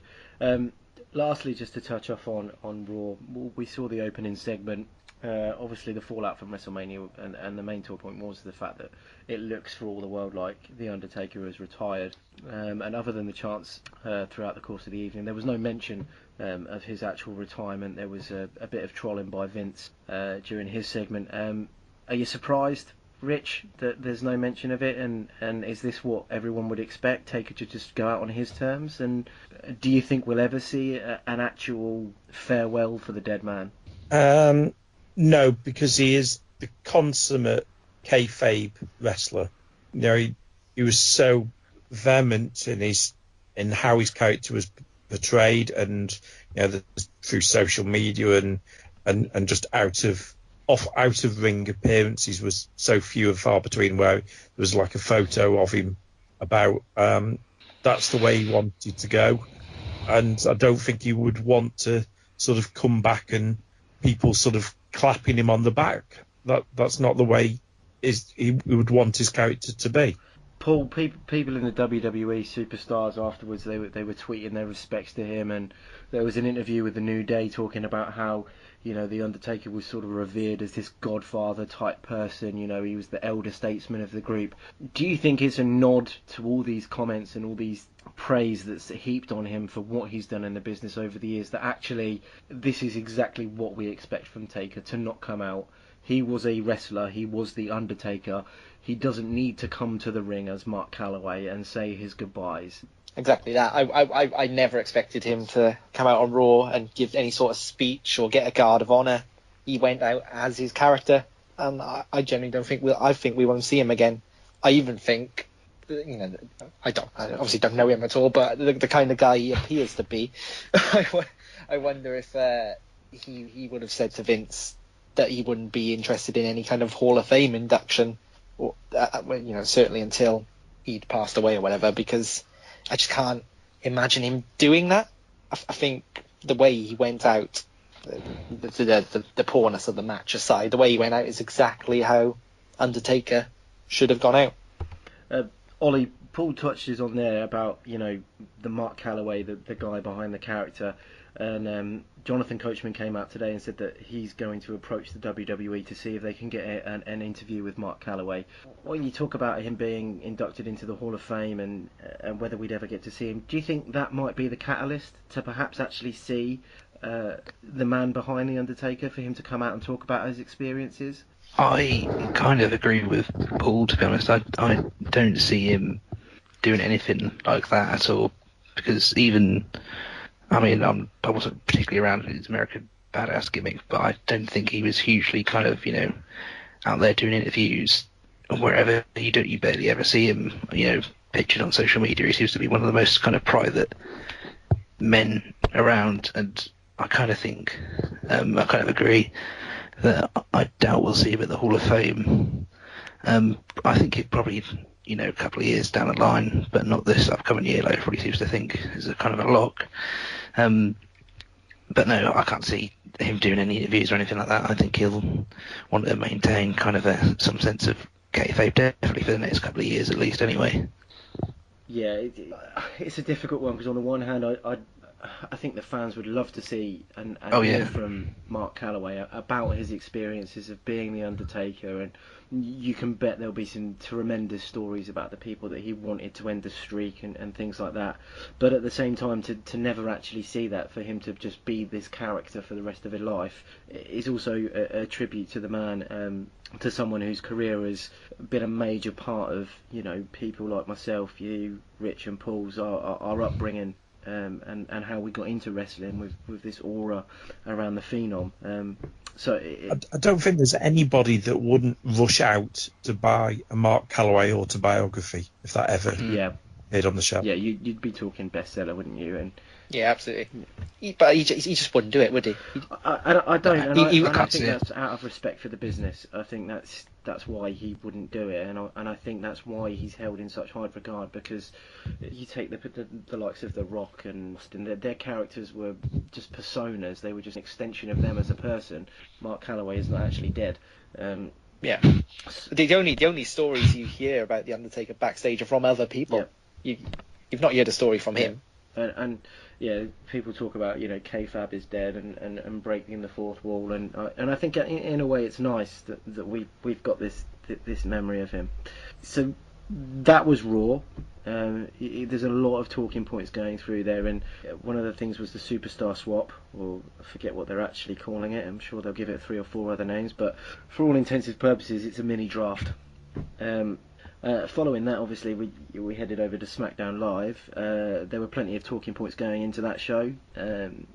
Most of them, let's be honest, were around just at what point in the show we were going to see Shinsuke. And we got him. And it was following another superb impersonation by The Miz and Maurice. We saw the return of Eric Rowan for about the 17th time, as he took his place in the Bray Wyatt-Randy Orton feud. We got Ty Perfect 10 Dillinger. He made his long-awaited debut on the main roster, and unbelievably, it's been 15 years since he made his wrestling debut, and it's 11 years since his last appearance on a mainstream WWE program when Shawn Michaels super-kicked him in the back. Little fact for you. Before we go into talking about Shinsuke, etc., let's start off with the interaction between Shane and AJ following their match at WrestleMania, and this handshake. Rich, with the draft, does this mean AJ is now legitimately the face that runs the place, or is this a farewell before he ends up on Raw?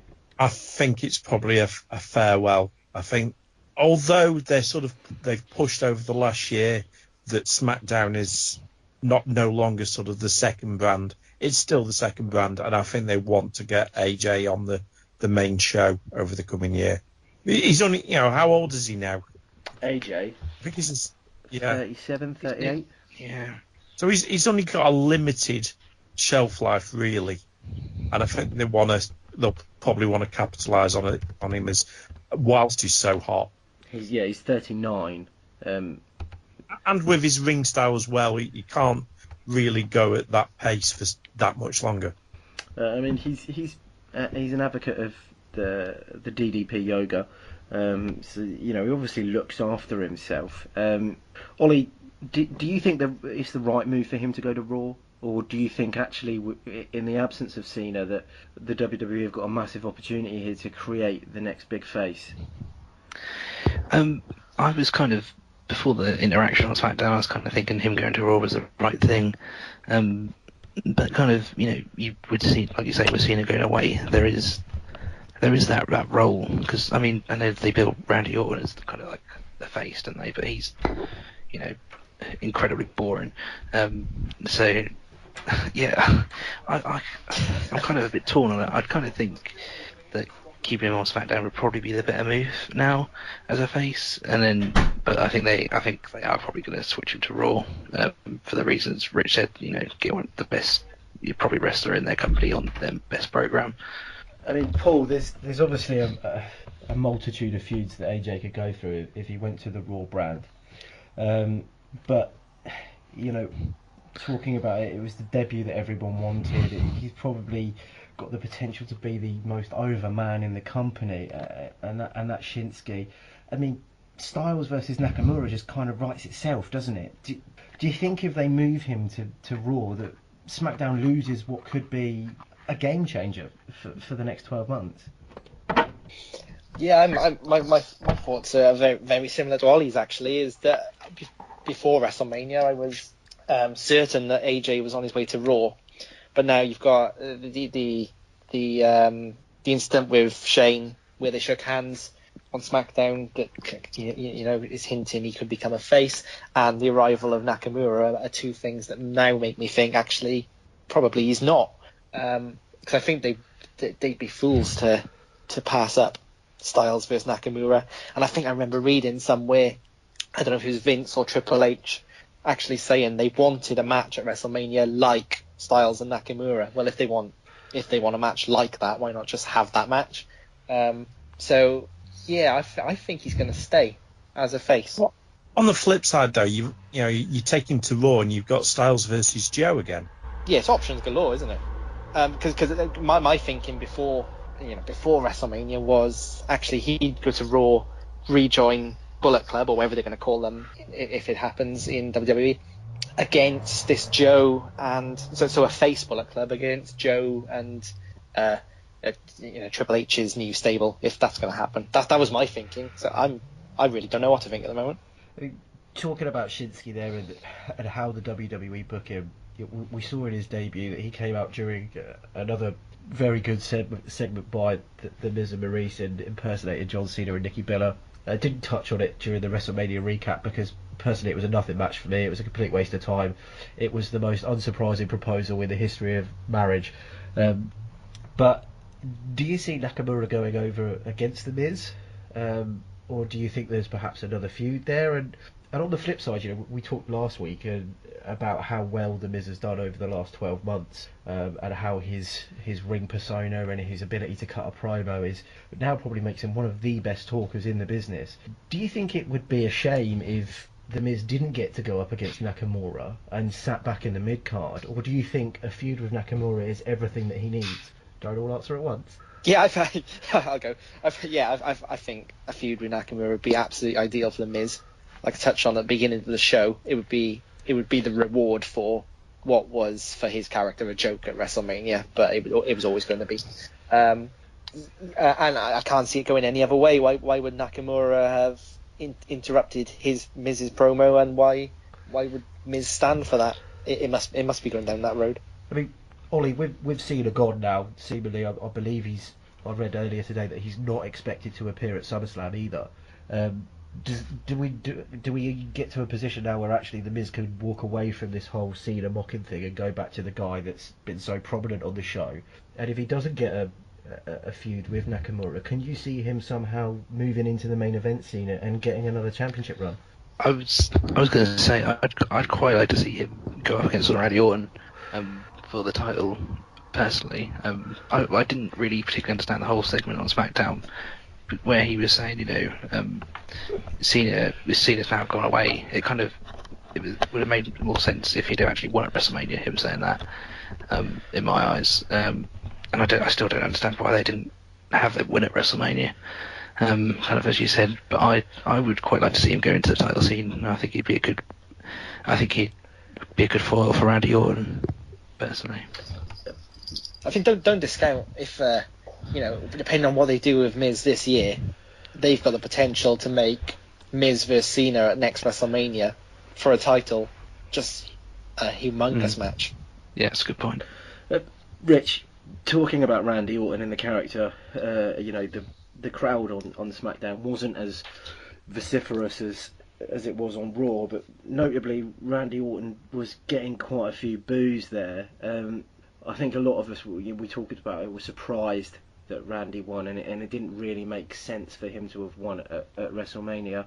Do you think that's because for all Randy's ability, because he's a very good wrestler, but I think Triple H said it best that Randy Orton's biggest problem in his career is Randy himself. And do you think that's the problem with him now, is that people don't buy him anymore? They don't get the character. Yeah, it's few and far between when you get interested in a Randy Orton feud. He's sort of like he's like Alberto Del Rio, but with a decent finisher. You're always waiting for just how he does a new RKO, but apart from that, it's like, when was the last really memorable feud you can remember him being involved in?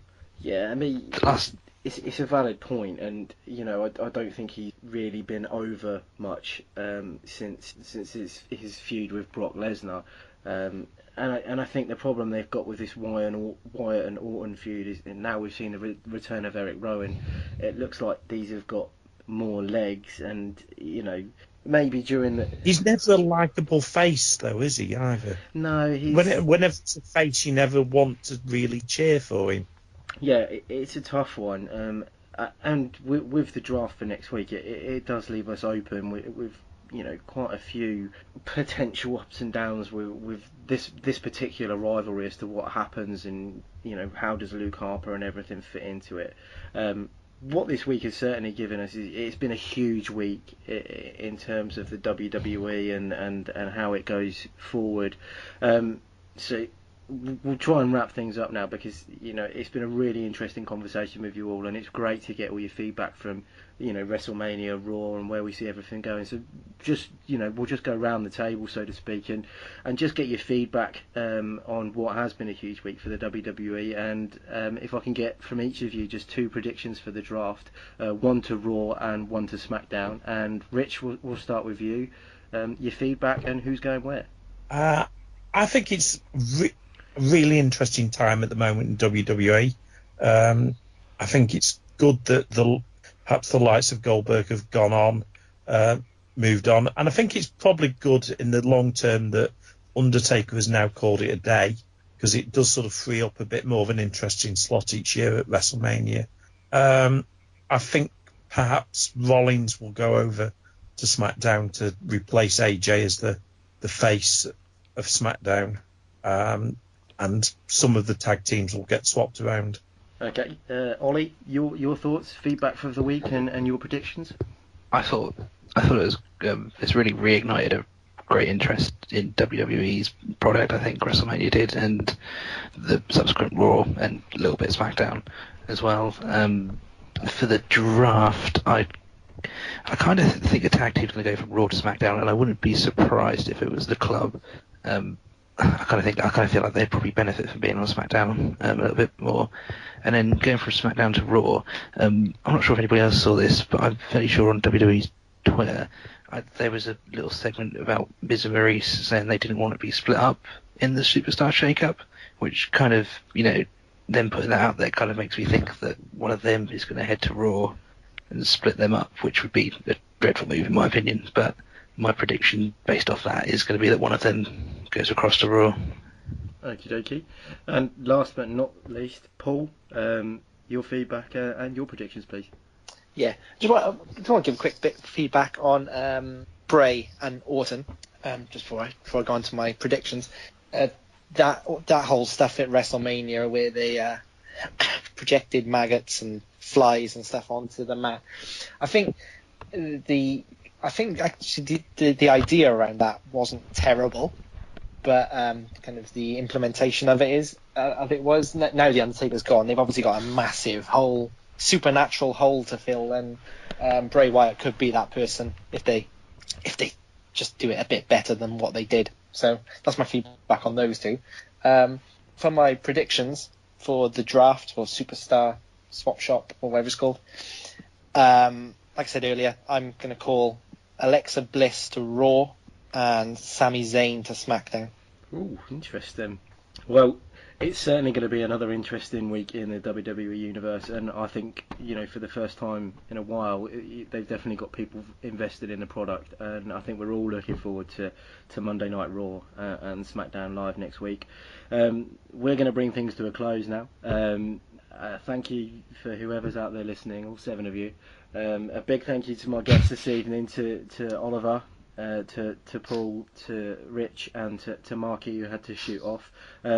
This was the 5NerdsGo podcast and a wrestling recap. Don't forget to like us on Facebook at 5NerdsGo.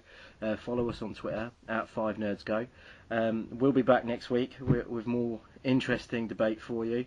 But that is it from us tonight. So once again, a big thank you from me. I've been your host for this evening. Thanks very much. Take care and good night.